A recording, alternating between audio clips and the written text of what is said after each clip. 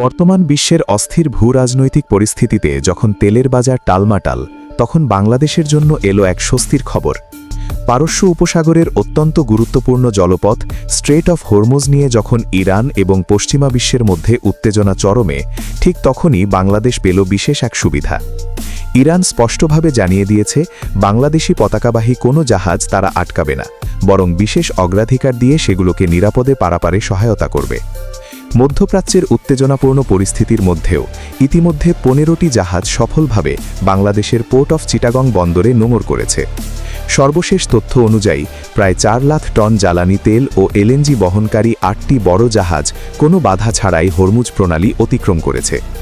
যেখানে যুক্তরাষ্ট্র ও ইসরায়েলের মিত্র দেশগুলোর জাহাজের উপর কঠোর নজরদারি চালাচ্ছে ইরানের সামরিক বাহিনী ইসলামিক রেভলিউশনারি গার্ড কর্প, সেখানে বাংলাদেশের জাহাজ দেখলেই সেগুলোকে নির্বিঘ্নে পার হতে দেওয়া হচ্ছে। ইরানের এই নমনীয় মনোভাব অনেক বিশ্লেষকের মতে প্রমাণ করে দ্বিপাক্ষিক সম্পর্ক ও মুসলিম বিশ্বের ভ্রাতৃত্বের ক্ষেত্রে বাংলাদেশ তাদের কাছে কতটা গুরুত্বপূর্ণ। বাংলাদেশের শিল্প কারখানা এবং বিদ্যুৎ কেন্দ্র সচল রাখতে এই জ্বালানি বহনকারী জাহাজগুলোর গুরুত্ব অত্যন্ত বেশি। কাতার থেকে আসা আল জোর এবং আল জাসিয়া নামের দুটি জাহাজ ইতিমধ্যে 1,26,000 টনের বেশি এলএনজি নিয়ে বাংলাদেশে পৌঁছেছে। এছাড়া খুব শীঘ্রই বন্দরে পৌঁছানোর কথা রয়েছে লুসাইল এবং আল গালায়েল নামের আরও দুটি বড় জাহাজের।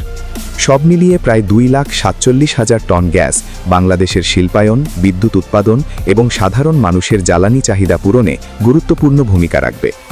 উল্লেখ্য, গত 28 ফেব্রুয়ারি থেকে শুরু হওয়া এই উত্তেজনার মধ্যে এখন পর্যন্ত প্রায় 10টি ব্রিটিশ ও মার্কিন সংশ্লিষ্ট তেলবাহী জাহাজে হামলা বা বাধার ঘটনা ঘটেছে।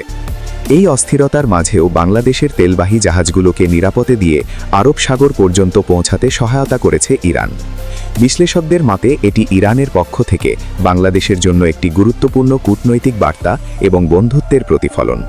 সবশেষে বলা যায়, বিশ্বের এই কঠিন সময়ে ইরানের এই সহযোগিতা বাংলাদেশের জ্বালানি সংকটের ঝুঁকি অনেকটাই কমিয়ে দিয়েছে। ভবিষ্যতেও এই বন্ধুত্বপূর্ণ সম্পর্ক আরও দৃঢ় হবে এমনটাই আশা করা হচ্ছে।